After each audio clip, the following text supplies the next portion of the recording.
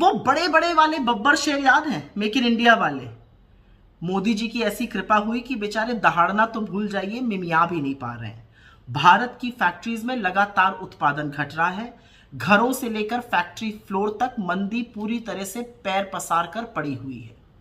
आज बात करेंगे आईआईपी में भारी गिरावट की और इसका जीडीपी पर क्या प्रभाव होएगा। फरवरी महीने का आईआईपी डेटा आया है, ग्रोथ रेट मात्र 2.9%। ये 6 महीने में सबसे कम ग्रोथ रेट है। IIP index of industrial production होता है, ये दिखाता है कि हमारी फैक्ट्रीज में कितना उत्पादन हो रहा है, कितना प्रोडक्शन हो रहा है। इस गिरावट के लिए सबसे बड़ा जिम्मेदार मैन्युफैक्चरिंग, माइनिंग और इलेक्ट्रिसिटी सेक्टर है। मैन्युफैक्चरिंग जो आईआईपी का लगभग 78% हिस्सा है, उसकी ग्रोथ महज 2.9% हुई है। इलेक्ट्रिसिटी प्रोडक्शन, बिजली उत्पादन में ग्रोथ मात्र 3.6% और माइनिंग में ग्रोथ, खनन में ग्रोथ मात्र 1.6%। ये सारी चीजें मैन्युफैक्चरिंग में, फैक्ट्रीज में चाहिए होती हैं। इनकी ग्रोथ कम हो रही है, इसमें मंदी आ रही है, मतलब फैक्ट्रीज में माल कम बन रहा है। प्राइमरी गुड्स वो चीजें होती हैं जो फैक्ट्रीज में जिनका यूज किया जाता है, मिनरल्स हो गए, फ्यूल हो गया, इलेक्ट्रिसिटी हो गया, इसमें ग्रोथ रेट मात्र 2.8%। फिर इंटरमीडिएट गुड्स होते हैं, आधी बनी हुई चीजें, आधी बनी हुई स्टील हो गई, यार्न्स हो गए जिसका टेक्सटाइल में यूज होता है, केमिकल्स हो गए, इसमें ग्रोथ मात्र 1.5%। मतलब प्राइमरी और इंटरमीडिएट चीजों की डिमांड में भी कमी है। ये सब चीजें क्या दिखाती हैं?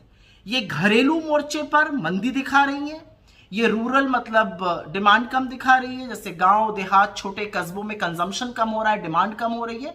और ये जो ग्लोबल अनसर्टनिटी है, जो वैश्विक अनिश्चितता है, उसका भी एक बहुत बड़ा सूचक है। उससे ज्यादा बड़ी चिंता यह है कि ये जो ट्रेड वॉर होने वाली है दुनिया में, जो टैरिफ के चलते, उसका इन सब पर और भी बड़ा कुप्रभाव पड़ेगा। तो अब आईआईपी और जीडीपी का क्या रिलेशन है? आईआईपी में गिरावट का मतलब है कि इसका सबसे बड़ा कुप्रभाव जीडीपी पे पड़ने वाला है। फिस्कल ईयर 25, वित्तीय वर्ष 25 जो अभी 31 मार्च को खत्म हुआ है, उसमें अनुमानित जीडीपी की ग्रोथ रेट थी 6.5%। पहले क्वार्टर में 6.7% हुई, फिर 5.6% हुई, फिर 6.2% हुई।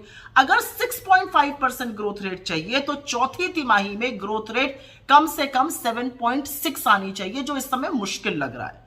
तो पिछले साल की ग्रोथ रेट अचीव करना भी मुश्किल लग रहा है और तस्वीर बहुत अच्छी इस साल की भी नहीं दिख रही है। जो वित्तीय वर्ष 2026 1 अप्रैल को शुरू हुआ है, उसकी ऑलरेडी आरबीआई ने ग्रोथ रेट अपनी अनुमानित घटा दी है, 6.7 से घटाकर 6.5 कर दी। और आरबीआई का मानना है कि ये जो ग्लोबल अनसर्टनिटीज है, इसके चलते ग्रोथ और भी धीमी हो सकती है।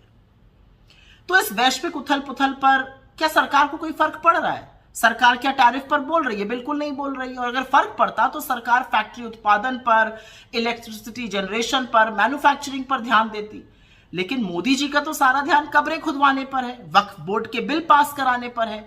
आपका ध्यान हर जगह मुद्दों से हटाकर उस पे लगाने पर है, नहीं तो आप सवाल पूछने लगेगा। लेकिन क्या आप सवाल पूछने के लिए तैयार हैं? क्योंकि आईआईपी का कम होना, जीडीपी का कम होना महज नंबर नहीं है।